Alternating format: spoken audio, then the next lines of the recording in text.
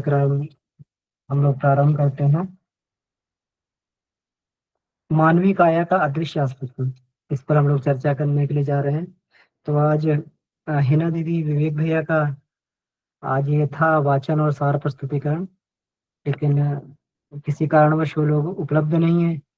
तो आइए हम लोग जो है सब लोग मिलकर जो है इसका स्वाध्याय करेंगे। तो मेरा निवेदन है, कोई वाचन अगर कोई भाई बहन करना चाहे तो कर सकते हैं। जी भैया, प्रणाम मैं कर दूं?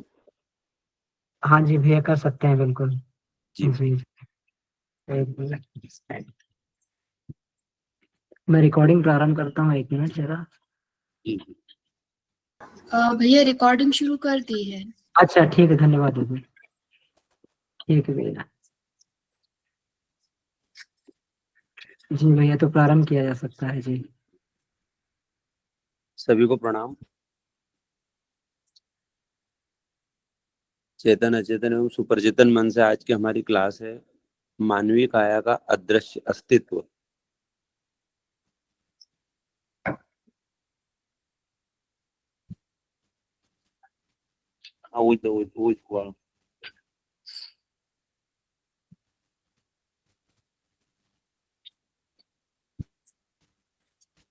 परम सत्ता एवं सभी साधकों को प्रणाम करते हुए मैं आज का वाचन प्रारंभ कर रहा हूँ। मनुष्य मात्र वह शरीर है जो बाह्य रूप से दिखता है, परंतु वह चेतना का सूक्ष्म रूप है जो मृत्यु के बाद भी बचा रहता है। मनुष्य के चारों ओर एक आरा होता है जो ज्ञानी, भक्त और सिद्ध पुरुषों में स्पष्ट दिखता है। यही आरा प्रभामंडल मनुष्य की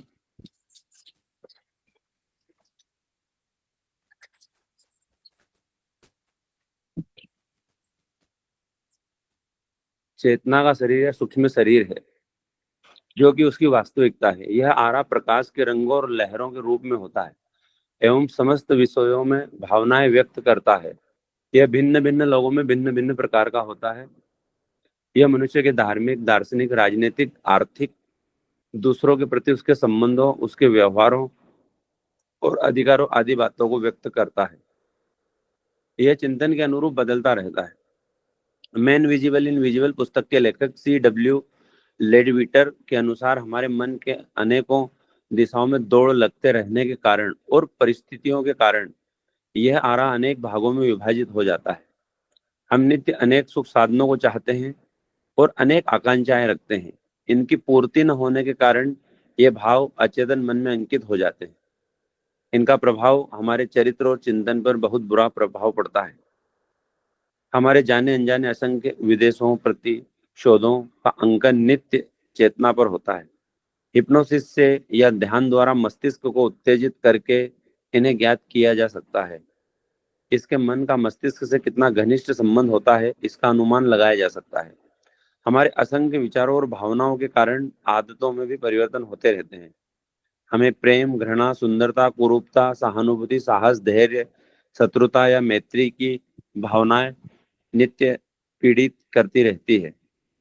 इस परिवर्तन के अनुसार हमारा चेतना मंडल या आरा भी बदलता रहता है।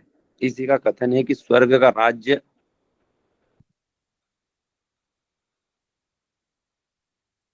ईसा का कथन है कि स्वर्ग का राज्य कहीं नहीं है, स्वर्ग मात्र मनुष्य के मन और हृदय की एक स्थिति भर है। जब वह अपनी त्रुटियां देखकर उन्हें सुधारता है और सत्य को समझता है तो उसे दृष्टिकोण से स्वयं को स्वर्ग जैसी स्थिति में पहुंचा लेता है।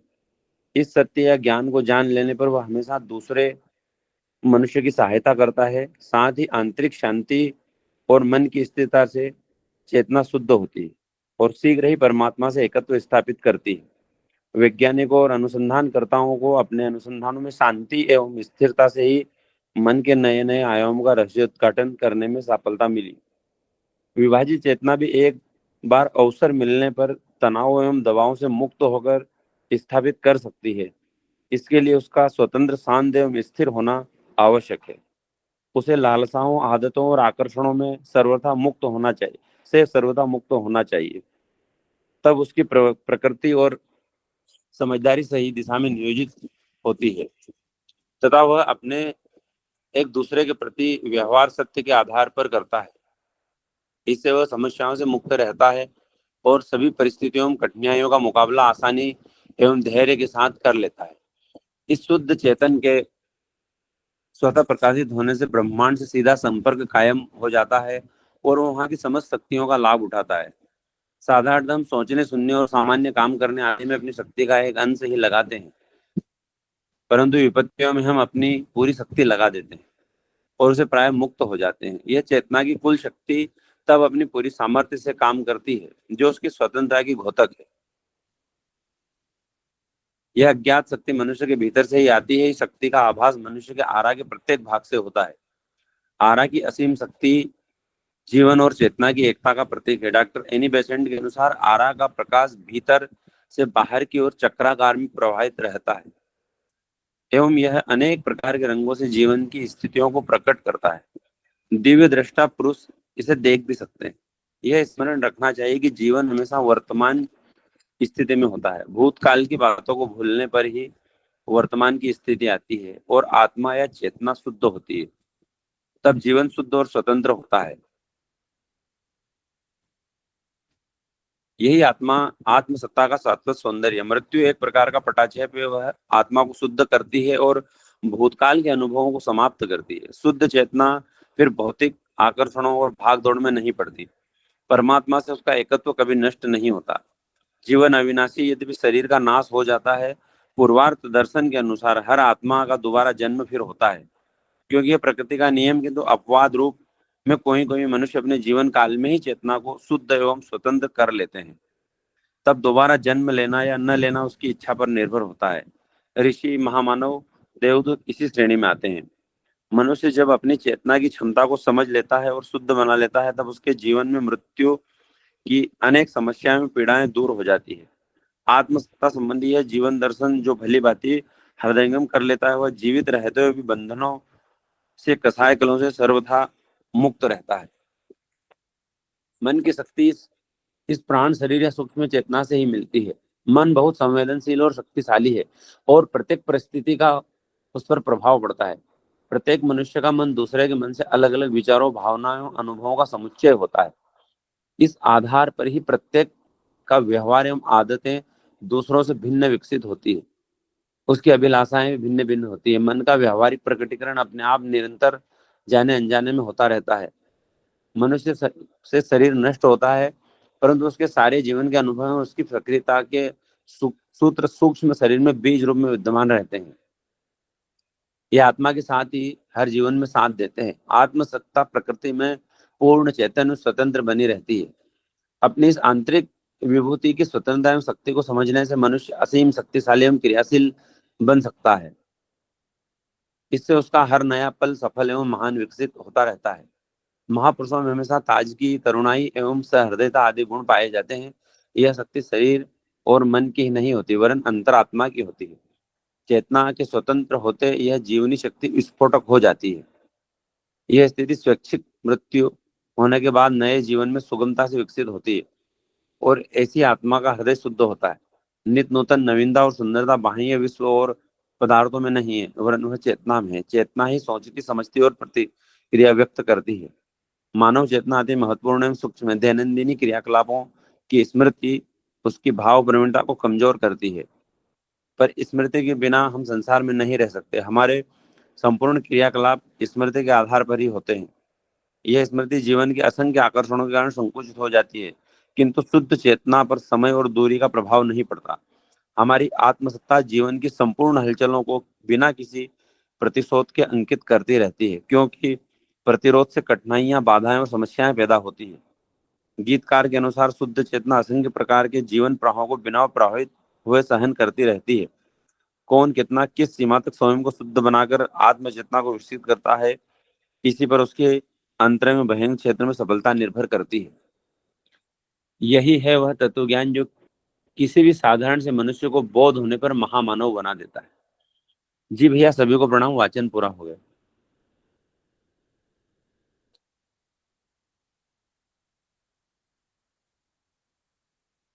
भैया, जी भैया, बहुत बहुत आभार आपका वाचन के लिए।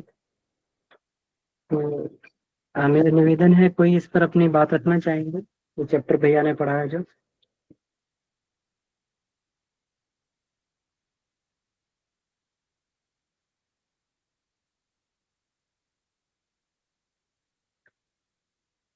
ठीक है, तो आइए इस पर थोड़ा सा विचार हम लोग करते हैं।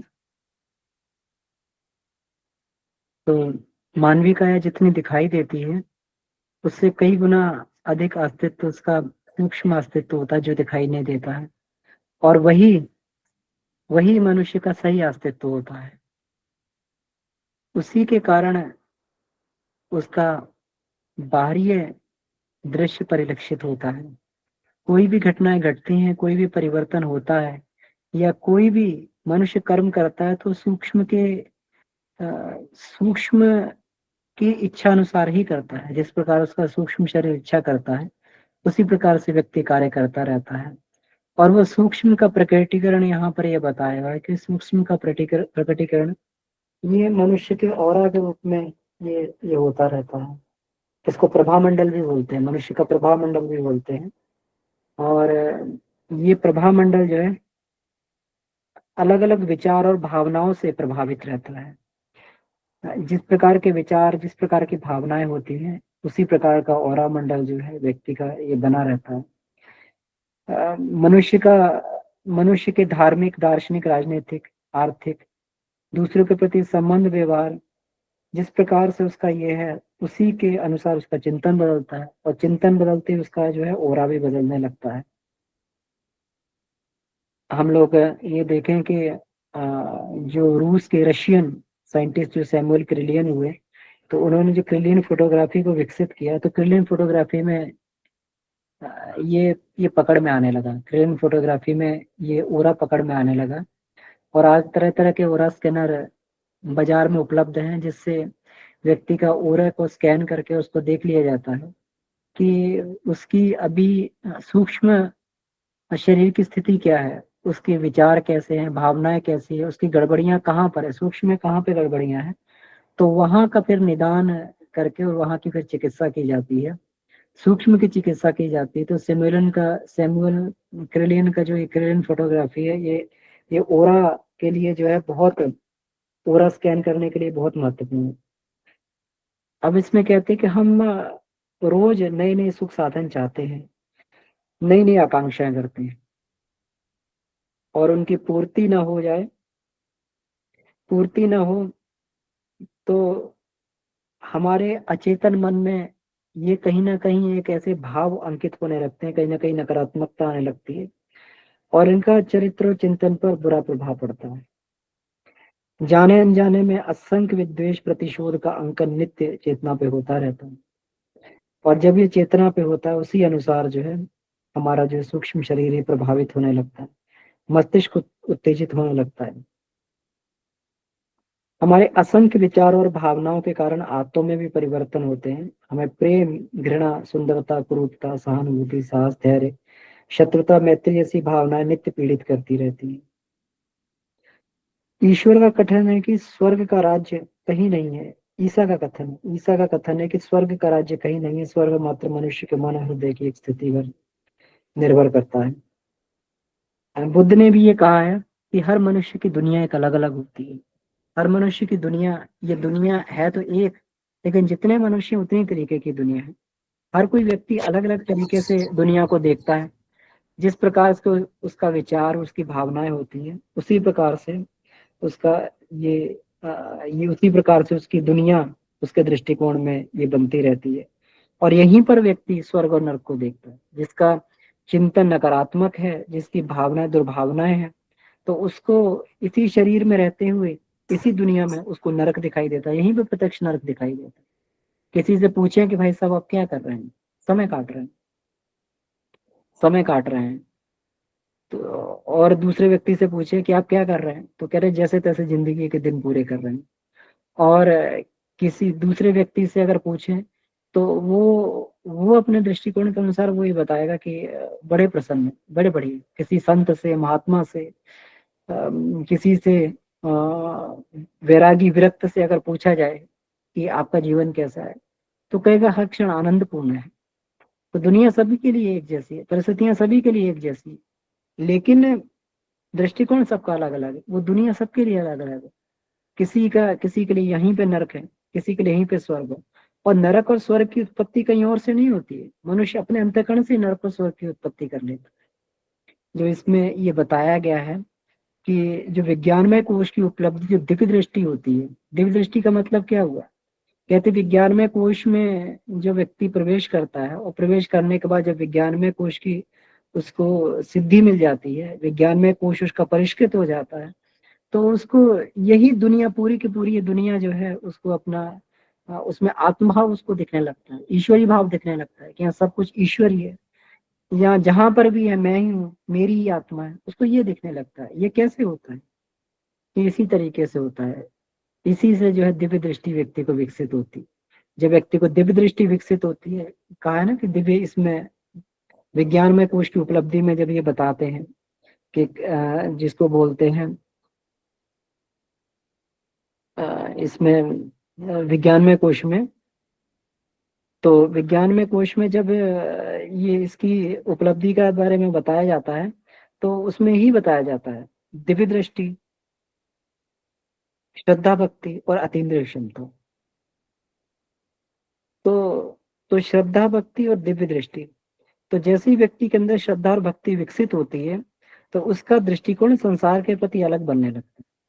जैसे दृष्टिकोण संसार के प्रति अलग बनता है, दिव्य दृष्टि हो जाती है, उसे लगता है सारा का सारा संसार मेरा कल्याण ही कर। सामान्य व्यक्ति का दृष्टिकोण क्या होता है? ये संसार मुझे ये ठगने के उसमें है। वो हमेशा जो आशंकित दृष्टि से सबको देखता रहता है, कहीं कोई मुझे ठग ना ले, कहीं कोई मेरे साथ लूटपाट ना कर ले, कहीं कोई मेरे साथ ये ना कर ले, दुर्व्यवहार ना कर ले। लेकिन जो है जो दिव्य दृष्टि संपन्न होता है, वही कहता है कि यहाँ जो भी है ईश्वर ही कर रहा है। अगर कोई लूटपाट भी कर रहा है, कुछ कर भी रहा है, तो ईश्वर का ही रूप है। ईश्वर ही मुझे जो है किसी अन्य परिस्थितियों के लिए तैयार होने के लिए मेरे साथ इस तरीके का ये करता है, ताकि मैं किसी और परिस्थिति में जो है उसमें उसका सामना करने के लिए मैं सतर्क हो जाऊं, मैं सावधान हो जाऊं। इसीलिए ईश्वर मेरे साथ कर रहा है। उसको सब जगह ईश्वर दिखाई देने लगता है, सब जगह उसको लगता है कि ईश्वर का ही राज है, ईश्वर मेरे साथ अच्छा कर रहा है, हर कोई व्यक्ति मेरे साथ अच्छा कर रहा है। इसको दृढ़ दृष्टि बोलते हैं। ऐसे व्यक्ति के लिए दुनिया स्वर्ग बन जाती है। और जब तक ये दृष्टिकोण विकसित नहीं होता, तो सामान्य व्यक्ति के लिए तो यही लगता है, वो आशंकित रहता है, भयभीत रहता है, हमेशा जो है उसको जो है एक एक डर सा लगा रहता है कि कहीं कोई व्यक्ति मेरे साथ छल तो नहीं कर रहा है। अब इसमें एक चीज और ये बताई गई है कि विभाजित चेतना भी एक प्रकार अवसर मिलने पर तनावों और दबावों से मुक्त होकर, तनावों और दबावों से मुक्त होकर स्थापित कर सकती है। इसके लिए उसका स्वतंत्र, शांत एवं स्थिर होना आवश्यक। तो विभाजित चेतना, इसको हम स्प्लिट पर्सनालिटी कहते हैं। स्प्लिट पर्सनालिटी की पिछली कक्षा में हम लोगों ने बहुत चर्चा की। एक तो वह है कि जो चेतना का शुद्ध रूप है, तो चेतना का शुद्ध रूप जो है वो मनुष्य को मानवीय गौरव गरिमा के अनुरूप जीवन यापन करने के लिए हमेशा बाध्य करता है। वो कभी नहीं चाहता कि जो है, वो चेतना कभी नहीं चाहेगी कि मनुष्य जो अपनी लीक से हटके कुछ करे। जब वो करते हैं तो एक वहां पर जब व्यक्ति बाहर के स्वार्थों से और लालच से, अपने जो है तृष्णा से, अहंता से प्रेरित होकर जब ये कुछ करता है, तो वो अंतःकरण को तो समझाने का प्रयास करता है, लेकिन अंतःकरण हमेशा जो है उसको गलत ठहराता रहता है। उसका वो बाहर से प्रेरित होकर अंतःकरण को बदलने का प्रयास करता है कि मैं सही कर रहा हूँ, लेकिन अंतःकरण हमेशा जो है उसको धिक्कारता रहता है, नहीं तुम गलत कर रहे हो, तुम जो भी कर रहे हो गलत कर रहे हो। तो इस स्थिति में क्या होता है कि उसका जो है एक विभाजित चेतना, उसकी, इसको विभाजित चेतना बोलते हैं, विभाजित चेतना हो जाती है। अब विभाजित चेतना भी, इसमें कहा विभाजित चेतना भी अवसर मिलने पर तनाव दबाव से मुक्त हो सकती है। इसके लिए उसका स्वतंत्र, शांत एवं स्थिर होना आवश्यक है। अगर विभाजित चेतना जो है स्वतंत्र, शांत और स्थिर हो जाती है, उसे लालसाओं, आदतों, आकर्षणों से सर्वथा मुक्त होना चाहिए। तब उसकी प्रकृति और समझदारी सही दिशा में नियोजित होती है, तथा वह अपने एक दूसरों के प्रति व्यवहार सत्य के आधार पर करता है। तो जब ये वाला पक्ष उसका, जिसको हम बाहरी पक्ष बोल रहे थे, जिसको हम ये कह रहे थे कि उसको अपने लालसाओं से, आदतों से, आकर्षणों से सर्वथा मुक्त होना है, तो फिर एक जो पक्ष था, उसका बाहरी पक्ष था, जो केवल स्वार्थपरता की दृष्टि से ही केवल प्रेरित था, तो वो वहां से वो मुक्त होता तो केवल फिर एक ही बात रह जाती है कि दूसरों के प्रति सत्य व्यवहार वाली बात रह जाती है। तो फिर इस स्थिति में जो है वो समस्याओं से मुक्त हो जाता है और फिर परिस्थितियों और कठिनाइयों का मुकाबला धैर्य के साथ में करने लगता है। इस शुद्ध चेतना के स्वतः प्रकाशित होने से ब्रह्मांड से सीधा संपर्क कायम हो जाता है और वह वहां की समस्त शक्तियों का लाभ उठाने लगता है। तो जैसे ही उसका जो है ये संघर्ष, आंतरिक संघर्ष खत्म होता है, क्योंकि आंतरिक संघर्ष ही ईश्वरीय ईश्वरीय जिसको ये कहते हैं ईश्वरीय संबंध में बाधक है। जब तक व्यक्ति बाहर की परिस्थितियों से जूझता रहता है, अंतःकरण की चेतना बाहर की परिस्थितियों से जूझ के छटपटाती रहती है, तब तक वह उसका संपर्क जो ईश्वर से नहीं हो पाता। जब बाहर से उसका एक संघर्ष खत्म हो जाता है, बाहर की विकृतियों से उसका संघर्ष खत्म हो जाता है, तो फिर उसका संबंध परमात्मा से जुड़ जाता है और तब वो ब्रह्मांड की शक्तियों का उपयोग वो अपने अनुसार उसको करने लगता है। इसी को हम लोग ये बोलते हैं कि जो हम लोगों ने उदाहरण देखे, चाहे हम लोग वाल्मीकि का उदाहरण देखें, चाहे हम लोग इसका अंगुलीमाल का उदाहरण देखें, कोई भी उदाहरण हम लोग देखें अपने जीवन में, चाहे हम इन्हीं का ही उदाहरण देखें, गांधी का ही उदाहरण देखें, है ना, कि शुरू में जो है कितना उनका जो है केवल जब बाहरी चीजों के प्रति ही उनका दृष्टिकोण था कि बाहर की को सुव्यवस्थित बना के ही व्यक्ति का जो है व्यक्तित्व महान बनता है, जब तक उनकी ये धारणा थी तब तक जो है वो महात्मा नहीं बने। लेकिन जिस दिन उन्होंने बाहरी आवरण को छोड़कर और आंतरिक अपने अंतःकरण को उन्होंने मजबूत बनाने का प्रयास किया, अंतःकरण में संवेदना को विकसित करने का प्रयास किया, सत्य के आचरण का व्रत उन्होंने लिया, तो फिर वो महान बनते हुए चले गए। तो फिर वो महान बनते हुए चले गए, फिर ईश्वर की आवाज उनके अंदर से निकलने लगी, फिर उन्होंने वही किया जो ईश्वर उनसे करवाना चाहता था। तो इस प्रकार से जो है ये चेतना फिर ब्रह्मांड की शक्तियों का उपयोग ये करने लगती है। अब इसमें एनी बेसेंट ने एक बात और ये कही है कि ऑरा असीम शक्ति और जीवन चेतना की एकता का प्रतीक है। असीम शक्ति जीवन और चेतना का प्रतीक है। डॉक्टर एनी बेसेंट के अनुसार ऑरा का प्रकाश भीतर से बाहर की ओर चक्राकार में प्रवाहित होता है। यहाँ प्रकाश अनेक रंगों में जीवन की स्थितियों को प्रकट करता है। दिव्य दृष्टा तो इसको देख भी सकते हैं। एक पुस्तक है गुरुदेव की, इसमें जो है परकाया प्रवेश, तो परकाया प्रवेश में ये ओरा देखने की भी बात इसमें ये बताई गई है कि किस प्रकार से जो है किसी दूसरे व्यक्ति के ओरा को भी देखा जा सकता है। तो इसी प्रकार जो दिव्य दृष्टि पुरुष जो होते हैं वो किसी व्यक्ति का ओरा देख के उसके अंतःकरण के भाव को जान लेते हैं कि ये व्यक्ति का चिंतन चरित्र कैसा है, ये व्यक्ति क्या सोचता है। अब इसमें ये कहा गया, स्मरण रखना चाहिए कि जीवन हमेशा वर्तमान स्थिति में होता है। भूतकाल की बातों को भूलने पर ही वर्तमान की स्थिति आती है और आत्मा शुद्ध होती है, तब जीवन शुद्ध और स्वतंत्र होता है। यही आत्मा आत्मसत्ता का शाश्वत सौंदर्य है। मृत्यु एक प्रकार का पटाक्षेप है जो आत्मा को शुद्ध करती है। ये पैराग्राफ बड़ा ही महत्वपूर्ण है, इसमें ये बताया गया है कि वर्तमान स्थिति में ही जीवन होता है। भूतकाल की बातों को भूलने पर ही वर्तमान की स्थिति आती है। अब भूतकाल की बातों को भूलने का मतलब हो गया कि भूतकाल से हमारी कई स्मृतियां जुड़ी हुई, वही स्मृतियां वृत्तियों के रूप में, संस्कारों के रूप में हमारे चित्त में अंकित रहती हैं। तो उनका जब तक निर्मूलन नहीं रहता है, पुरानी पुरानी आदतों को, पुरानी बातों को व्यक्ति पुनः पुनः स्मरण करके अगर वैसा आचरण करता है, तो उस स्थिति में वह शुद्ध आत्मा नहीं बन सकता। उसको पहले पूरा का पूरा ये करना पड़ता है, जिसको बोलते हैं योगा चित्त वृत्ति निरोधन। तो चित्त वृत्ति निरोध का मतलब ये भूतकाल की जितनी भी स्मृतियां हैं, भूतकाल की जितनी भी बातें हैं, उसको भुला के वर्तमान में जीवन यापन किया जाए। वर्तमान में जीवन यापन करने का मतलब आत्म स्थिति में रहना है और इससे आत्मा शुद्ध होती है। ये जीवन शुद्ध और स्वतंत्र होता है। यही आत्मसत्ता का शाश्वत सौंदर्य है। तो जब व्यक्ति वर्तमान में जीता है, अर्थात आज के समय के हिसाब से जीता है, अभी हम लोग आज के समय के हिसाब से नहीं जीते।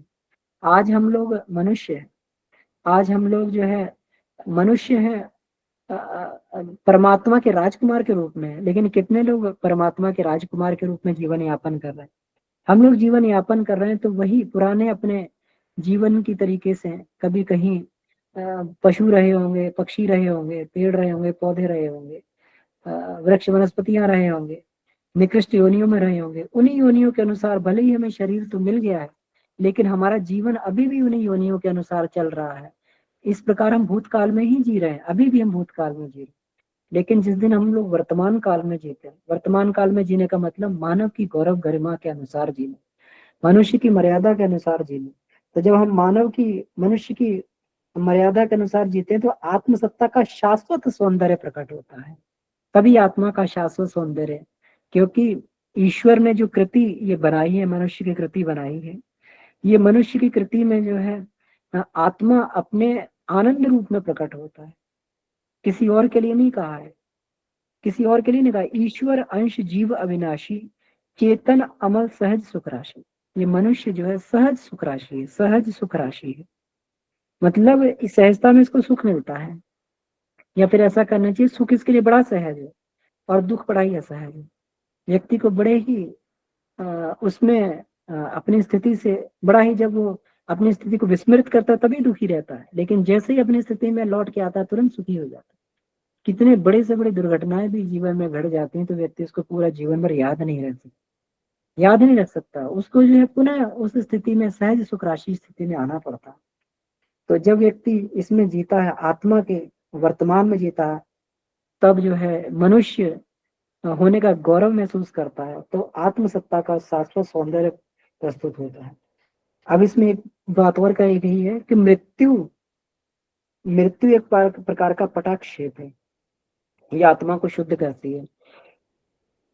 अब मृत्यु हो जाने पर आत्मा शुद्ध होती है। अब इसमें मरने के बाद क्या होता है, इस पुस्तक में गुरुदेव ने दिया है कि 3 वर्ष का समय लगता है। इसलिए बहुत जगह लोग 3 वर्ष तक श्राद्ध भी नहीं करते हैं, 3 वर्ष के बाद में लोग श्राद्ध इत्यादि किया करते हैं। 3 वर्ष का समय कहते हैं आत्मा को लगता है दोबारा जन्म लेने के। पहला तो उसका पहला वर्ष होता है, जैसे ही आत्मा अपने शरीर को त्याग करती है तो पूरा 1 वर्ष जो है गहन निद्रा की स्थिति में चली जाती है। गहन निद्रा की स्थिति में चली जाती है तो पूरा का पूरा जो है अपना जीवन, जो भी थकावट होती है उस पूरे जीवन भर की थकावट को उतारती है। दूसरा उसका जो वर्ष होता है, कहते हैं ये वर्ष जो है उसकी स्वर्ग नरक की प्रतिक्रिया का वर्ष होता है। इसी को कहा गया है कि यहाँ पर आत्मा अपने आप को शुद्ध करती है। शुद्ध करने का मतलब क्या हुआ कि जहां पर भी जो भी उसको ये थे उसके ये उसने संचित कर रखे थे, अपने पाप पुण्य संचित कर रखे थे, उन पाप पुण्यों का निर्मूलन वो करती है वो, और वही जो है मानसिक स्तर पर उसके स्वर्ग और नरक की प्रक्रिया के रूप में उसको प्रकट होते हैं। मानसिक पीड़ा ही, मानसिक संताप ही उसको भोगना पड़ता है। अब ये जितने ये होते हैं जो पापात्माएं होती, प्रेत योनि में चली जाती हैं, और प्रेत योनि में कोई ऐसा थोड़ी होता है कि उनको पकड़ पकड़ के उनको जो वो किया जा रहा है। जहां हम लोग जी रहे हैं वहीं प्रेत भी घूमते रहते हैं, लेकिन प्रेत जो अशांत स्थिति में रहते हैं, प्रेत जो है अपनी उस स्थिति में रहते हैं कि उन्हें हमेशा छटपटाहट रहती है कि मैंने क्या किया। किस चीज की छटपटाहट थी? ये उसी चीज की छटपटाहट थी कि वो जो है जिन लालसाओं को उसने पाला, जिन तृष्णाओं को उसने पाला, जिस वासनाओं को उसने पाला, अब वासना कैसी पूरी हो, लालसा कैसी, वो भोग करने के लिए तो उसके पास शरीर नहीं है। तो उन्हीं वासनाओं की, लालसाओं की, तृष्णाओं की आग में जो प्रेतात्मा जलती रहती है, भटकती रहती है इधर उधर। तो वो जो है, तो वो प्रेतात्मा को कोई ऐसा थोड़ी होता है कोई अलग से कोई नरक मिल जाता है। वो तो उसी स्थिति में, जिस संसार में हम रह रहे हैं उसी स्थिति में वो भी प्रेतात्मा उस कष्ट को पाती है। तो यहाँ पर वो प्रेतात्मा जो है अपने प्रेतत्व के कारण जो है जो उसको वो त्रास मिलता है, वहां से वो अपने आप को शुद्ध करती है। आत्मा अपने आप को शुद्ध करती है और भूतकाल के अनुभवों को समाप्त करती है। तो भूतकाल के अनुभवों का मतलब क्या हो गया, जो अपने कुसंस्कार थे उसको समाप्त करने का प्रयास वहां पर करती है। यही स्वर्ग और नरक की प्रक्रिया जो है बाद की होती है। लेकिन ऐसा नहीं है, ये स्वर्ग नरक की प्रक्रिया यहाँ पर भी होती है, जीवित रहते हुए भी होती है, जिसका आगे इसमें वर्णन किया है। शुद्ध चेतना फिर भौतिक आकर्षणों में भागदौड़ में नहीं पड़ती, परमात्मा से उसका एकत्व कभी नष्ट नहीं होता है। तो जब वो शुद्ध हो जाती है तो फिर आकर्षणों में नहीं आती। जीवन अविनाशी, यद्यपि शरीर का नाश हो जाता है पूर्वार्ध दर्शन के अनुसार हर आत्मा का दोबारा फिर जन्म होता है, क्योंकि ये प्रकृति का नियम है। तो जो पूर्वार्ध दर्शन के अनुसार आत्मा का दोबारा जन्म होता है, तो फिर उसको जो है, जो भी उसके भोग बचे हुए हैं, जिस प्रकार के उसको ये करना है, लेन देन करना है, तो उसको दोबारा जन्म लेना पड़ता है। ये प्रकृति का नियम है। तो ये सामान्य आत्मा पे ये नियम लागू होते हैं। लेकिन इसमें कहा अपवाद के रूप में कोई कोई मनुष्य अपने जीवन काल में ही चेतना को शुद्ध एवं स्वतंत्र कर लेते हैं। वो इतना शुद्ध कर लेते हैं कि सारी की सारी स्मृतियों के, भूतकाल की स्मृतियों को वही नष्ट कर देते हैं, शुद्ध कर देते हैं, अपने स्वभाव को शुद्ध कर लेते हैं, है ना।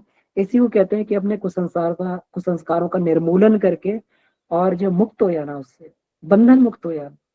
जो बंधन हमें बांधे हुए हैं, जो हमारे हमारे ये बांधे हुए हैं पंच भौतिक सृष्टि में, ये तन्मात्राओं के द्वारा, हमारे संस्कारों के द्वारा, हमारे अभ्यासों के द्वारा जो बंधन हमें बांधे हुए हैं, जो व्यक्ति उन बंधनों को खोल देता है, उन बंधनों को काट देता है, तो फिर उसका जो है, ये कहते हैं कि वो फिर जीवन काल में ही उसकी चेतना शुद्ध हो जाती है और स्वतंत्र, अपनी चेतना को स्वतंत्र कर लेते हैं। फिर कोई बंधन में, अभी तो हम लोग तरह तरह की आदतों के वशीभूत होकर हम लोग काम कर रहे हैं, लेकिन फिर व्यक्ति आदतों के वशीभूत नहीं रहता, स्वतंत्र हो जाता है।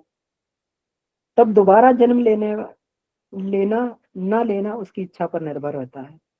तब उसको जन्म लेना है कि नहीं लेना है। अभी तो हमारी कितनी भोग वासना ही, लोग मरते मरते तक भी जो है अपने जीवन की लालसाएं, तृष्णाएं, वासनाओं को छोड़ नहीं पाते। जब नहीं छोड़ पाते तो फिर उन्हें जन्म लेना पड़ता है, क्योंकि लालसा होती है उसको भोगना है। ये मेरी संपत्ति है, ये मेरा बेटा है, ये मेरी पत्नी है, ये मेरा है। तो फिर व्यक्ति ये मेरा मेरा करके जो फिर उसको ये दोबारा जन्म लेना पड़ता है। लेकिन जो इससे मुक्त हो जाता है, जो आत्मा इससे मुक्त हो जाती है, इसके बंधन से मुक्त हो जाती है, फिर उसको जो है दोबारा जन्म नहीं लेना पड़ता।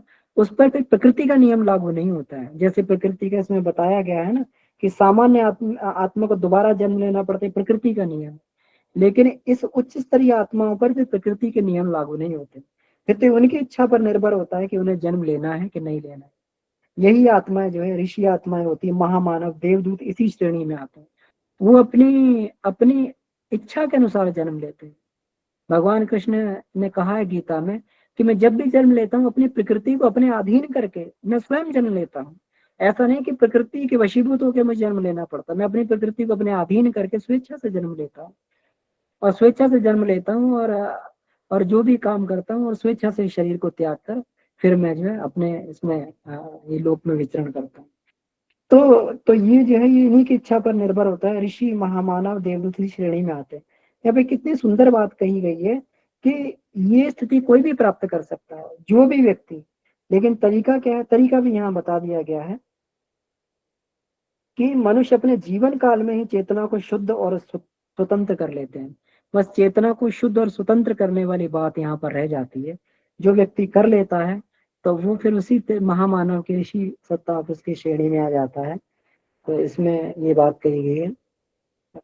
और इसमें देख लेते हैं थोड़ा सा। हमारी आत्मसत्ता जीवन की संपूर्ण हलचलों को बिना किसी प्रतिरोध के अंकित करती रहती है। तो ये कोई प्रतिरोध उसके सामने नहीं होता। ऐसा नहीं होता है कि हम कुछ भी कर दें, कोई गलत या सही कर दें, तो भले ही कानून की डायरी में वो अंकित ना हो पाए, हम बच जाएं उससे, लेकिन हमारी आत्मसत्ता के सामने तो कोई अवरोध नहीं होता। वो सबकी एंट्री जो है अंकित करता रहता है।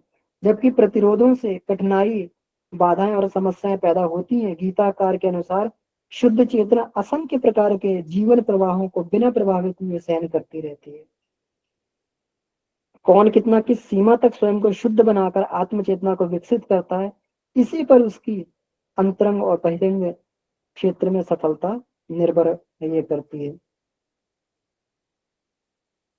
तो इसमें यही बताया गया है कि हमारी आत्मचेतना जो है बिना प्रतिरोध के इनको अंकित करती रहती है, और इसी से कठिनाइयां, बाधाएं हमारे सामने आती है। लेकिन शुद्ध चेतना जो होती है वो असंख्य प्रकार के ये कठिनाइयां और ये प्रतिरोध और ये सब लोग लालच आते हैं, उनसे बिना प्रभावित हुए उसकी, वो अपने आत्मचेतना पे बिल्कुल कुछ भी अंकित नहीं होने देती। इसी को कहते हैं निर्लिप्त भाव से जीवन यापन करना। इसी कहते हैं कि कर्तव्य भाव से कर्म करना। जब व्यक्ति कर्तव्य भाव से कर्म करता है तो अनासक्त रहता है, निर्लिप्त रहता है, चेतन निर्लिप्त रहती है, कोई भी किसी भी उसके प्रभाव को, कर्म के प्रभाव को फिर अपने ऊपर अंकित नहीं होने देती है।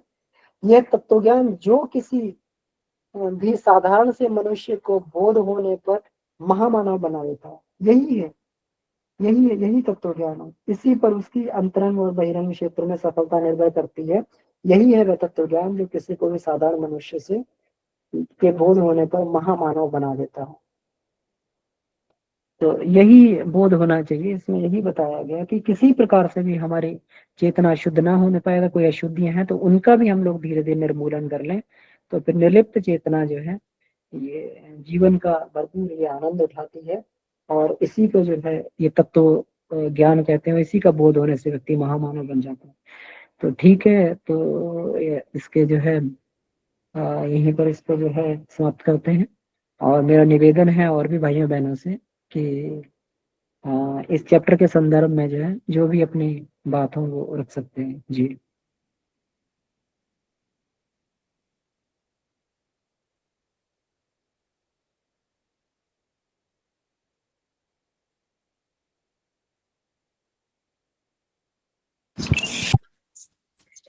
ये इसमें जो एक बात कही गई है कि पूर्ववर्ती दर्शन के अनुसार हर आत्मा का दोबारा जन्म फिर होता है, क्योंकि यह प्रकृति का नियम है। किंतु अपवाद रूप में कोई कोई मनुष्य अपने जीवन काल में ही चेतना को शुद्ध एवं स्वतंत्र कर लेते हैं। तब दोबारा जन्म लेना या न लेना उसकी इच्छा पर निर्भर होता है। तो इसमें महाकाल की सत्ता लिख रही है कि ये अपवाद स्वरूप ऐसा होता है। और बाबूजी हमेशा उनके हर क्लास में कहते हैं कि आज के युग में, पुराने जमाने से भी लेकर आज के युग में, मतलब इसको आत्मा को पाना और ज्यादा इजी हो गया है। तो ये बात थोड़ा सा कंफ्यूजन पैदा कर दी। इसमें लिखा है कि अपवाद स्वरूप, और बाबूजी कहते हैं कि आज के युग में तो हम बहुत जल्दी कर सकते हैं, टेक्नोलॉजी इतनी आगे बढ़ गई है कि हम यहाँ बैठे बैठे आपका मार्गदर्शन करते हैं, या आपस में सब जुड़ के एक दूसरे के मन की बातों को या उसकी साधनात्मक जो आगे की प्रगति है उससे कोई व्यक्ति लाभ लेके आगे बढ़ सकता है। और इसमें गुरुदेव ऐसा लिख रहे हैं, तो ये थोड़ा सा। जी भैया, इसमें देखिए बाबूजी भी सही कह रहे हैं, गुरुदेव भी बिल्कुल सही कह रहे हैं। इसमें आज के समय में जानकारी मिलना तो बड़ा आसान हो गया है ना, टेक्नोलॉजी से। आत्मज्ञान के बारे में किसी को जानकारी चाहिए तुरंत मिल जाती है। आप आत्मज्ञान के बारे में अभी इसमें टाइप करो तो आपको तरह तरह के जो है उपनिषद, तरह तरह के उपदेश और ये तरह तरह के प्रवचन इत्यादि बहुत सारे मिल जाएंगे। तो जो जो आत्मज्ञान पहले दुर्लभ था, है ना, जो जानकारी पहले दुर्लभ थी, पहले जी पहले ये होता था कि जानकारी इतनी दुर्लभ रखी जाती थी। अब देखिए इसमें कठोपनिषद में ही कहते हैं, यम कहते हैं कि तुम कुछ किसी के बारे में भी जान लो, लेकिन ये मत जानो कि मृत्यु कैसे होती है ना। उसको नचिकेता कहते तुम कुछ भी स्वर्ग भोगते रहो, कुछ भी पालो मुझसे, तुम अपने जीवन को जब तक स्थायी रखना चाहो रख लो, लेकिन ये मत मुझसे पूछो कि इसमें आत्मा जो है जन्म कैसे लेती है, उसकी मृत्यु कैसे होती है, अमृत कैसे प्राप्त करती है, ये मत पूछो मुझसे, है ना। तो ज्ञान बड़ा दुर्लभ था। वो ज्ञान जो है बड़े पात्र व्यक्ति को ज्ञान दिया जाता था। लेकिन कहते हैं कि ये आस्था संकट का ये है। अब तो ज्ञान को पूरा खोल दिया गया है, क्योंकि मनुष्य बड़ी विषम स्थिति में आ गया है। इतना सब कुछ होते हुए भी मनुष्य जो है, अपवाद इसलिए कहा गया। कितने लोग, अब ये देखिए हमारे पंचकोश में कितने लोग हैं, लेकिन कितने लोग जो है उस आत्म साक्षात्कार वाली स्थिति को प्राप्त हो पाए हैं। जी कि जी जानकारी आसान हो गई, लेकिन जानकारी को जो ज्ञान में बदला जाता है, जिसको आत्मज्ञान बोलते हैं, वो कहते हैं ना कि नहीं ज्ञाने न सदृशम पवित्रम ही विद्यते तत् स्वयं योग संसिद्धि काले आत्मनि विद्यते। कि ज्ञान के समान पवित्र करने वाली कोई वस्तु नहीं है। लेकिन ये ज्ञान नहीं जो हम लोग सुन रहे हैं, तत् स्वयं योग संसिद्धि काले आत्मनि विद्यते, वो काल के लंबे समय के योग अभ्यास के बाद में, प्रैक्टिकल के बाद में आत्मा में प्रकट होता है। और वही ज्ञान मुक्ति करता है, वही ज्ञान मुक्त बनाता है, वही ज्ञान पवित्र बनाता है। और वही ज्ञान जो है व्यक्ति को उस स्थिति तक ले जाता है जिसको महामानव की स्थिति बोलते हैं। लेकिन यहाँ तक लोग कहाँ पहुंच पा रहे हैं, छोटे छोटे हम लोग आए दिन ये सोचते हैं कि छोटे छोटे क्रिया योग करने में भी जो है व्यक्ति जो है कहते हैं कि हम अपने रूटीन को फॉलो नहीं कर पा रहे हैं। बार बार इसी बात की शिकायत, हमें टाइम नहीं मिल पा रहा है, हम रूटीन को फॉलो नहीं कर पा रहे हैं, हम 2 घंटे नहीं निकाल रहे हैं, है ना।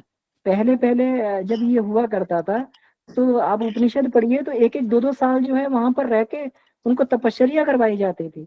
जो लोग ज्ञानार्जन के लिए जाते थे पहले बोलते थे, एक प्रश्न पूछने जाते थे, उनसे 1 वर्ष पूरा तपश्चर्या करवाते थे, फिर उसका उत्तर बताते थे, फिर अगला प्रश्न होता था, फिर 1 वर्ष तपश्चर्या करवाते थे, फिर उसका उत्तर देते थे, है ना। तो इतना ये होता था। तो उस समय ये था, लेकिन व्यक्ति तब भी उसके अंदर इतना धैर्य था, लेकिन आज कहाँ पे है इतना धैर्य, किसके पास में। व्यक्ति को अपने उसमें से समय नहीं निकाल पाता, थोड़ा भी समय नहीं निकाल पाता। चीजें आसान तो ही हैं, लेकिन उतना ही कठिन हो गया है उस आसान हुई चीजों को का अवलंबन करना।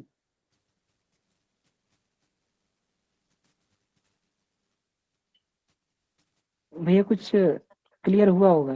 जी जी जी भैया, आज की क्लास का जो कुछ मुझे तो मेरी मोटी बुद्धि को समझ में आया, तो शायद इसमें परम सत्ता ये समझाना चाह रही है कि चेतना को शुद्ध से शुद्धतम स्तर पर ले जाने के लिए ही प्रयत्नशील रहना चाहिए मनुष्य को। और अगर चेतना को आपने शुद्ध किया तो ही आप आध्यात्मिक प्रगति आगे कर सकते हैं, जहां तक मेरी समझ में जो कुछ चीजें आई हैं इसमें। बिल्कुल बिल्कुल भैया, और यही इस चैप्टर का उद्देश्य भी है कि चेतना को ही शुद्ध बनाया जाए, है ना।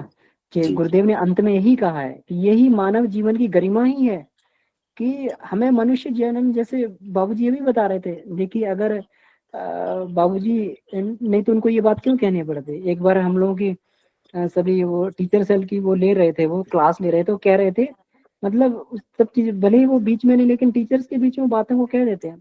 वो कह रहे थे कि आत्म साधना ही पहले नंबर पे है, रोजी रोटी दूसरे नंबर पे है, पेट जी भरने की व्यवस्था हो गई तो ये दूसरे नंबर पे है, इस पे बहुत नहीं भागना है, इसको बिल्कुल पेट भरू व्यवस्था जो है इसको बिल्कुल ये करना है, और आत्म साधना को पहले नंबर पे रखना है, कुछ भी हो जाए।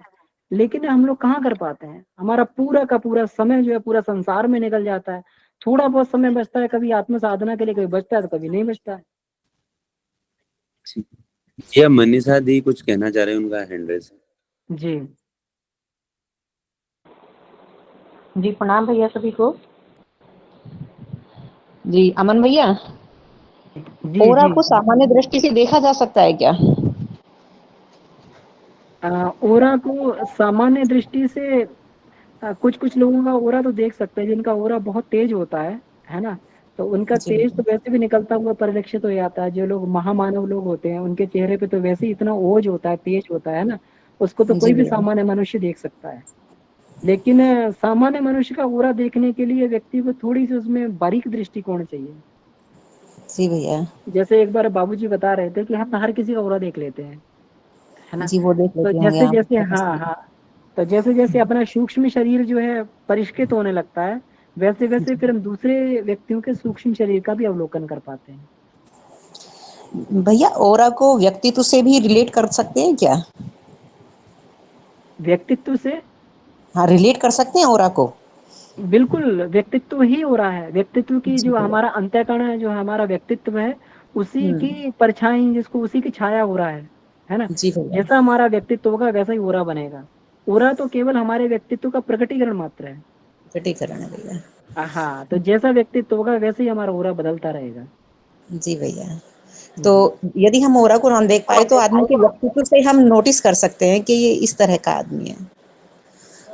बिल्कुल नोटिस कर सकते हैं, और बड़ा ही सरल परीक्षण है। जी एक भैया। बड़ा ही सरल किसी के व्यक्तित्व को पहचानने की बात है। आप किसी के पास में भी जाइए, थोड़ा भी आप शांत मनस्थिति में होंगे, उसके मनोभाव तुरंत आपको समझ में आ जाएंगे कि व्यक्ति क्या सोच रहा है, ये अच्छा सोच रहा है, खराब सोच रहा है।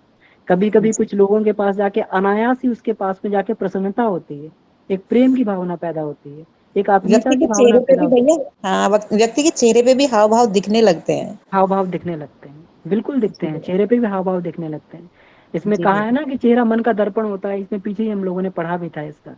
जी भैया। तो ये सारी चीजों से व्यक्ति की परख पहचान की जा सकती है।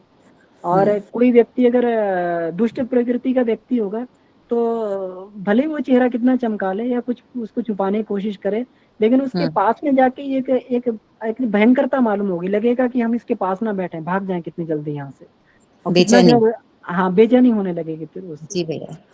तो पता लग जाएगा, भले ही वो कुछ प्रकटीकरण नहीं करा लेकिन फिर भी पता लग जाएगा। जी भैया। जी धन्यवाद भैया। जी धन्यवाद दीदी। जी विभा दीदी। जी भैया प्रणाम। जी और प्रणाम। ऐसा लगता है भैया, जब औरत जब चेक में आती है तो बहुत अपने प्रति सतर्कता, मतलब अपने ऊपर बहुत सख्ती बरतने की कोशिश मतलब रखा जाता है। अगर नहीं रखे तो उसका प्रभाव मतलब कुछ क्षण के लिए आ जाता है, करेगा तो कुछ नहीं पर शरीर पे आता है और रुक जाते हैं। जैसे ये मेरी अनुभव है, पहली अनुभव। और दूसरा है कि किस पे बात अभी कर रहे थे, मतलब बहुत शक्ति की है भैया, वो तो एकदम साफ साफ पता चलता है। और है कि फोन अगर आया किसी का तो सोचने पर होता है कि क्या बात करें, तो मतलब कुछ भाव नहीं रहता है, लेकिन लगता है कि क्या बात, कुछ शेष बचा ही नहीं, क्या बात करें, क्योंकि मेरे अकॉर्डिंग होगा ही नहीं, तो बात करने से कोई फायदा नहीं है, दिस डेट बतियाने से इधर उधर का बात क्या करना है ना। ये जैसे मतलब परिवार के लिए है। अभी दीदी बोल रही थी तब हमारे मन में आया कि ये तो बात बिल्कुल सही है। जी भैया यही कहना था, प्रणाम। जी जी दीदी, तो बिल्कुल सही है कि किसी का नकारात्मक ओरा होगा तो वो अपने आप को प्रभावित तो करता है, लेकिन बॉडी पे आ जिसका भी जाता ओरा है। प्रभावकारी होगा उसका प्रभावित करेगा। लेकिन हम लोग जब उपासना करते हैं, ध्यान करते हैं, तो हमारे आसपास में एक सुरक्षा कवच बन जाता है, तो फिर वो हमारे ओरा को नहीं भेद पाता है। जी होता है भैया, जैसे कि हम परसों बाबूजी से इसी बात पे हम क्वेश्चन कर किए थे, लेकिन रुक जाता है। जैसे पटना में तो नहीं, लेकिन गांव जैसे ही जाते हैं वहां का ऊर्जा बिल्कुल अलग है। यहाँ की ऊर्जा से गांव का वातावरण बिल्कुल अलग लगता है कि कहाँ चलाएं, किस जंगल में चलाए हैं, ऐसा लगता है। और कुछ न कुछ साइड इफेक्ट आएगी अगर नहीं सतर्क से रहिएगा तो। आप बिल्कुल सही कह रही हैं दीदी, क्योंकि ऐसा रहता है कि वातावरण जो है वहाँ के जो लोग होते हैं उनकी सोच के अनुसार जो है वो वातावरण का निर्माण हो जाता है। अब जिस भी मनस्थिति के लोग बहुलता में वहाँ रहेंगे, अगर मान लीजिए वहाँ के लोगों का दृष्टिकोण स्वार्थपूर्ण दृष्टिकोण द्वेषपूर्ण दृष्टिकोण है, घृणापूर्ण उनका दृष्टिकोण है ना, छल द्वेष उनके अंदर है, तो वहाँ एक वैसा ही वातावरण निर्मित हो जाएगा, और कोई भी व्यक्ति उसके अंदर जाएगा तो उसके अंदर भी वैसे ख्याल आने लगेंगे। तो जी ऐसी जगहों पे जाने में बिल्कुल सतर्कता सावधानी बरतनी पड़ती है, और जितनी जल्दी वहां से निकला जाए उतना बढ़िया ही रहता है। हमको तो जानने में भी लगता है कि हम प्रणाम करते हैं, हमको नहीं जाना है, जी ऐसा दीदी। लगता है भैया। और एक बात और है भैया, इसमें एक मेरी बहुत प्रैक्टिकल, जैसे क्या उसको कहते हैं कि आग लगी हुई है, थोड़ा छू के देखते हैं कि जलते हैं या नहीं, पता है जल जाएंगे पर फिर भी छुएंगे। जस्ट ऐसा ही हम भी किए। क्या किए कि उनका नाम नहीं धरेंगे, थी कोई मतलब आसपास नहीं, क्योंकि मतलब बहुत अपना क्लोज ही थी। हम क्या किए कि उनकी जूठा ग्लास में हम लस्सी उनको दिए, और वे जब पी तो हम बोले छोड़ दीजिए, हम इसी में पी लेंगे, क्या दिक्कत है, हम तो छोटे हैं ना। मतलब एक परिवार भाव से उनको हम देखें, क्योंकि वो मेरे परिवार ही है ना। हमने कोई बात नहीं, हम तो आपकी छोटी हैं, हम कुछ भी कर सकते हैं, कोई दिक्कत नहीं, लेकिन पिए उसका भी साइड इफेक्ट आता है भैया। मतलब इसके प्रति भी गुरुदेव हमें सावधानी कह रहे हैं कि नो, अध्यात्म में घुसने के बाद कोई छोटा बड़ा नहीं, तुम्हारा अलग है और परिवार अलग है। जी दीदी, तो सावधानी अपने स्तर पर अपने विवेक के अनुसार जो है हम लोग ये कर सकते हैं, जब तक हम लोग इतने मजबूत नहीं हो जाएं कि हम किसी से प्रभावित ना हो, तो हम लोग तब तक जो है ये कर सकते हैं। जी शंभू जी भाई साहब। भैया प्रणाम। जी भाई साहब प्रणाम। वही विषय तो हमारा भी इसी तरह का था कि आरा को विभाजित होने के मामले में बता रहे हैं कि हमारे मन के अनेक दिशाओं में दौड़ लगाते रहने के कारण और परिस्थितियों के कारण ऑरा अनेक भागों में विभाजित हो जाता है। इसका मतलब है जो हम कहीं जा रहे हैं, किसी के पास जा रहे हैं, तो वहाँ के परिस्थिति और वहाँ का ऑरा भी हमारे ऑरा को प्रभावित करता है क्या? बिल्कुल, बिल्कुल करता है भाई साहब, क्योंकि ओरा तो हमारा जो है ये एक जिसको हम ये बोल रहे हैं वैचारिक तरंगे हैं। तो हाँ, जैसे हमारे विचार किसी भी जगह जाते हैं तो वहाँ का वातावरण जैसा होगा वैसे विचार हमारे बदलने लगेंगे। वो हमारा जो प्रभावित वैचारिक करेगा। वातावरण वहाँ का होगा वो प्रभावित करेगा, और वैसी हाँ, तरंगे हमारे अंतःकरण से निकलने लगेंगी। और जी, ओरा उन्हीं तरंगों के कारण ही बनता है। अलग अलग तरंगे जो है अलग अलग वेवलेंथ की होती हैं, और जब अलग अलग वेवलेंथ की तरंगे होती हैं तो फिर उनके रंग भी उसी हिसाब से बदलते हैं। हाँ। ठीक ठीक ठीक है भैया, बहुत अच्छा, धन्यवाद। जी जी सर, धन्यवाद। और खुजली भी होती है ना भैया, जैसे जब बॉडी पे साइड इफेक्ट जब आता है तो ध्यान में बैठे तो क्लियर हो गया, वो सही हो जाएगा, लेकिन लगता है कि खुजली हो रहा है बॉडी में, ऐसा लगता है।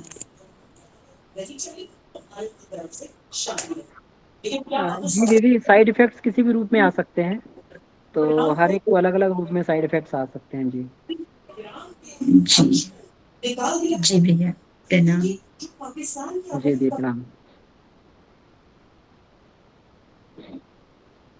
जी, कोई और भाई बहन अपनी इसमें चैप्टर से संबंधित इसमें बात रखना चाहें? जी भैया, प्रणाम भैया। दी, प्रणाम। हाँ, इसमें मैं थोड़ा कुछ कहना चाहूंगी, क्योंकि जी हमने न्यास योग ऊर्जा थेरेपी सीखा है रीटा दीदी से, तो उसमें भी ऑरा चेकिंग वगैरह हम लोग करते हैं। और ऑरा जैसे अभी सभी की चर्चा चल रही थी, आप जब भी जहां भी जाते हैं, क्योंकि आप सभी साधक हैं, हम सभी साधक हैं, और हिंदू संस्कृति में कभी कोई भी, चाहे पति पत्नी भी हो, तो एक दूसरे का झूठा नहीं खाते हैं, नहीं खाना चाहिए। एक दूसरे को हम प्रणाम करते हैं, हाथ नहीं मिलाते, है ना। तो हम, अब हर कोई एक अलग व्यक्तित्व होता है, तो उस व्यक्तित्व को हमें अपने आप को संभाले रखना है और एक दूसरे को सम्मानित करना है। मतलब हमारा उनके ऊपर हावी ना हो, उनका हम पे हावी ना हो। हम सभी स्वतंत्र व्यक्तित्व हैं और सभी एक दूसरे की स्वतंत्रता को सम्मान देते हैं। तो ये हमारी संस्कृति है, तो इसे हमें समझना चाहिए और बरकरार रखना चाहिए। चाहे कोई भी हो, माँ बेटा हो या बच्चे हो, वैसे खा लेते हैं अभी आजकल, लेकिन हमारी संस्कृति में ऐसा है कि झूठन कभी किसी को नहीं खिलाया जाता, चाहे वो कोई भी कितना अपना भी हो। तो वो एक अलग आत्मा है, एक अलग सम्माननीय आत्मा है। तो हम जब उसको सम्मान दे रहे हैं, तो फिर उसको हम झूठा कभी नहीं खिलाते। अब भगवान को भी नहीं खिलाते हैं ना, झूठा भोग नहीं लगाते, ऐसे कहते हैं ना। तो फिर इसमें हमको समझना चाहिए, और अपने आप को प्रोटेक्ट करने का एक छोटा सा तरीका मैं आप लोगों को बता देती हूँ। जब भी जहां भी जाते हो, जो भी खाते हो, जो भी पीते हो, जिस किसी की भी हाथ का खाते हो, या जिस किसी गांव में एंटर भी करते हो, तो 3 बार गायत्री मंत्र बोल देना। ठीक है, जो भी खाना, जो भी निवाला आप खा रहे हो, तो उसके पहले 3 बार गायत्री मंत्र बोल लो, तो स्थूल सूक्ष्म कारण का संशोधन हो जाएगा। चाहे जिस किसी व्यक्ति से हाथ मतलब मिल रहे हो, पहली बार मिल रहे हो, तो भी वहां पे भी आप मन ही मन गायत्री मंत्र बोल लो, तो आपका प्रोटेक्शन अपने आप हो जाएगा। आपका स्थूल सूक्ष्म कारण शरीर का हमेशा प्रोटेक्शन, पहले खुद का प्रोटेक्शन कर लेना है हमको हर हाल में। हम जहां भी जाएं, जैसी भी स्थिति में जाए, तो हम उनके प्रभाव में कभी नहीं आएंगे। और ये गुरुदेव ने भी कहा है कि हमें कभी भी किसी और के प्रभाव में नहीं जाना है, बल्कि हम उनका अपना अच्छा प्रभाव छोड़े, बुरा नहीं। बुरे इसके लिए हम उनको भी मतलब जबरदस्ती नहीं कर सकते, उनको हम प्रेरित करें अच्छा बनने के लिए। लेकिन अगर वो बनते हैं तो ठीक है, नहीं बनते हैं तो उन्हें वहीं पे छोड़ दो, बस आप चले आओ, है ना। किसी के साथ कोई जोर जबरदस्ती नहीं करनी कि अगर वो गलत है तो उसको नहीं नहीं आप सही हो, सही हो, सही हो जाओ, नहीं होगा। वो अपने कर्मों के अकॉर्डिंगली, उसका जब योग होगा, जब उसके कर्म खत्म होंगे, तभी वो सही रास्ते पे आएगा।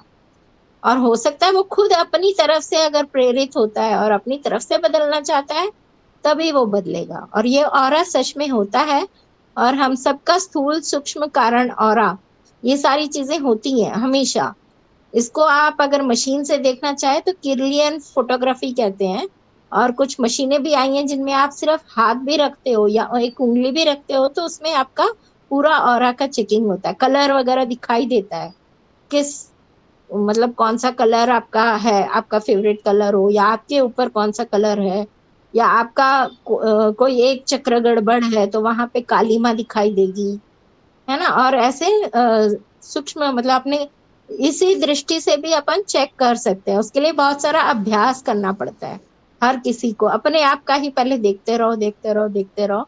तो इसमें बहुत सारा अभ्यास की जरूरत होती है और कुछ नहीं। जिसका तीसरा नेत्र जागृत हो तो उसको सब कुछ सामने का क्लियर क्लियर दिखाई देता है, जैसे बाबूजी को सबका दिखाई देता है ना। तो ये तो हमको अभ्यास करना पड़ेगा। ये अपना प्राण तत्व वाला जो वांग्मय है वो अगर पढ़ेंगे हम तो उसमें है, गुरुजी ने दिया हुआ है। प्रणाम भैया, जय गुरुदेव।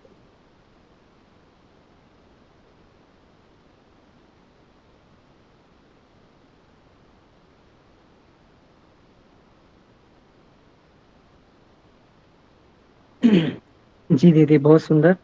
जी हम लोग को इतना मजबूत हम लोग बन के, क्योंकि हम लोग जब भी गायत्री मंत्र सबसे बड़ा हमारा कवच है। तो हम लोग जब भी ध्यान वगैरह करते हैं तो दूसरों के हमेशा दुष्प्रभाव से हम लोग बचे रहते हैं। आदित्य भी आप कुछ कहना चाह रहे हैं? जी भैया आदित्य प्रणाम। आपका hand raise है। प्रणाम। भैया प्रणाम, सभी को मेरा प्रणाम। भैया, मुझे इतना समझ में आया अभी की चर्चा सुन के, हो सकता है मैं गलत भी हूँ, लेकिन मेरा ये मानना है कि जो ऑरा है वो एक तरह का बाई प्रोडक्ट है। हम जब अपनी चेतना के स्तर पे काम करते हैं तो खुद से ऑरा बनता है। तो हमारा मुख्य कार्य अपनी चेतना के स्तर पे काम करना ही है। ये बनिस्बत मतलब मेरा मेरा मानना है कि इसके बनिस्बत कि हम ऑरा पे ध्यान दें, क्योंकि बाई प्रोडक्ट पे हमारा कंट्रोल नहीं होता है भैया।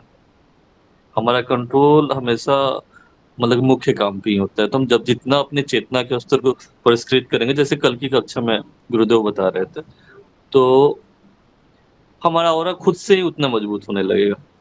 बाबूजी से भी मेरी चर्चा हो रही थी, तो मेरा मतलब मुझे ये समझ में आया कि बहुत ज्यादा ऑरा या बहुत ज्यादा मतलब आध्यात्मिक अनुभव सिर्फ हमारे प्रोत्साहन के लिए होता है कि हम उत्साहित हो और आध्यात्मिक कार्य में ज्यादा संलग्न हो। एक बात तो मुझे ये कहना है। दूसरा बात कहना है कि जब हम अध्यात्म की तरफ बढ़ रहे हैं तो हम सब साधकों का उत्तरदायित्व है कि कहीं ऐसा तो नहीं हो रहा है कि कुंठा का जागरण हो रहा है। क्योंकि मैं एक बहुत छोटी सी स्टोरी बताता हूँ कि रामकृष्ण परमहंस की मानसिक स्थिति एक बार ऐसी हो गई थी कि 10-12 साल तक मैंने उनके पुस्तक में पढ़ा है कि वो लोगों का जूठन खाए, तब भी उनको वो परम पद पे गए। उनको आत्म मतलब कि आत्म साक्षात्कार हुआ, भगवत साक्षात्कार हुआ। तो हर कुछ मतलब कि इसमें ये बात आता है कि हर साधक के लिए चीजें भिन्न होती है। हर साधक के स्तर के हिसाब से चीजें भिन्न होती है। तो हम सब साधकों को स्व अवलोकन हमेशा करते रहना चाहिए और चेतना के स्तर पे ही काम करते रहना चाहिए। मुझे यही समझ में आ रहा है, गुरुदेव बार बार यही बता रहे हैं। धन्यवाद भैया। अब आप इस पे थोड़ा प्रकाश डालिए अमन भैया। जी भैया, इसमें बिल्कुल ठीक है। गुरुदेव हमें ओरा बिल्कुल बाई प्रोडक्ट होता है, और हम लोगों को गुरुदेव ने चेतना के स्तर पे ही काम करने के लिए बोला है। इसमें भी चेतना को परिष्कृत करने के लिए ही इसमें बात आई है। तो चेतना को ही परिष्कृत करें, चेतना पे काम करें। ओरा तो अपने आप जो है ये हमारा बनता बिगड़ता रहेगा, सही होता रहेगा। तो ठीक है भैया। और भैया बहुत प्रणाम। तो बहुत इसे ये भी तो समझेंगे कि एक तरह से मान लिया जाए कि प्रथम सीढ़ी की हमें गुरुदेव प्रमाण पत्र दिए हैं कि देखो तुम इससे अलग हो। और गुरुदेव जो थे परमहंस जी, उनका बहुत हाई लेवल की उनकी ऊर्जा थी। उनकी तो खैर बात ही अलग, तो उतना तो हम है नहीं। तो यहाँ तो अभी बढ़ने की बात थी, इसीलिए है भैया। जी दीदी, तो ऐसा है ना कि मतलब सामान्य स्थिति का व्यक्ति जो है इन सब चीजों से प्रभावित होता है, जिसकी मैग्नेटिक फील्ड कम है। लेकिन जो हाई मैग्नेटिक फील्ड बन जाता है तो फिर वो छोटी मोटी मैग्नेट से प्रभावित नहीं होता है। मन पूरा का पूरा चुंबक है, इसीलिए इसको जो है बायोमैग्नेटिज्म बोला है मन को, है ना। हम जितना बड़ा मैग्नेट बनते आएंगे तो छोटे मोटे मैग्नेट हमें फिर प्रभावित नहीं कर पाएंगे। तो इसलिए जो है और ये पूरा पूरा मैग्नेटिक फील्ड होती है, जो ओरा जो होता है सारा का सारा मैग्नेटिक फील्ड होती है। तो ठीक है, तो समय भी हो गया है, तो तो आइए आज इसको के ये मानेंगे भैया कि जैसे मतलब अध्यात्म में जैसे पहचान मिला है, जैसे कॉलेज में नाम लिखाते हैं तो हमें प्रमाण पत्र मिलता है, ठीक उसी तरह समझ ले कि ये प्रमाण पत्र मिला है जी जी साधु। बिल्कुल बिल्कुल। समय समय पर हम लोगों को इस तरीके के अनुभव मिलते रहते हैं, जिससे हमारा साधनात्मक ये पता लगता रहता है कि हम लोग को कितनी प्रगति हुई है और कितना करना बाकी है। तो ऐसे प्रमाण मिलते रहते हैं। तो ठीक है, तो बहुत बहुत आभार सभी का। हाँ, बहुत अच्छी चर्चा रही। तो इसी के साथ हमें लगता है कि आज की कक्षा को ही समाप्त कर सकते हैं। कल पुनः हम लोग जो है नए चैप्टर के साथ में कल फिर हम लोग ये जुड़ेंगे। और तो ठीक है, आप सभी का बहुत बहुत आभार। इसी प्रकार से हम लोग जुड़ते रहें और चर्चा करते रहेंगे। तो एक एक चैप्टर जो एक नया नवीन आयाम हम सबके सामने खोलता रहेगा और एक नई प्रेरणा हम लोग के जीवन में लेके आएगा। इस तरीके से हम लोग जो है हमेशा आगे बढ़ते रहें। आप सभी का बहुत बहुत आभार। तो इसी के साथ शांति पाठ करते हैं। परम पूज्य गुरुदेव वंदनीय माता जी सत्ता को धन्यवाद देते हुए शांति पाठ करते हैं। ओ शांति शांति शांति। ये समाप्त। सभी को प्रणाम, धन्यवाद। जी प्रणाम भैया। प्रणाम भैया, सभी को प्रणाम। सभी को भैया प्रणाम।